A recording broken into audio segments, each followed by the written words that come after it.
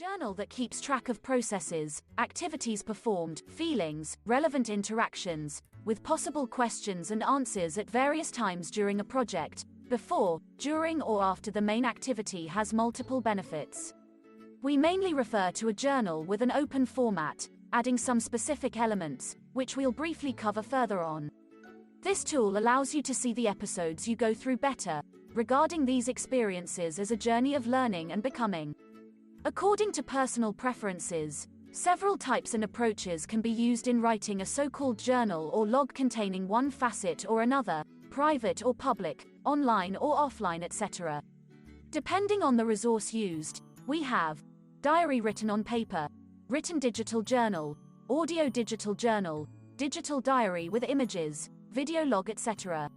In terms of connection, the digital log can be online digital journal stored in a local file. The digital diary represents, through a broader understanding, our posts on social networks in which we insist on the different levels, aspects in our lives. A division of log types according to their purpose can lead us to the following categories: general journal, professional journal, time log of various activities, diary dedicated to food, sports practice journal, financial management journal at personal, family level, health journal, travel diary, dream journal, sleep log, diary of spiritual life, prayer, study of sacred texts, etc.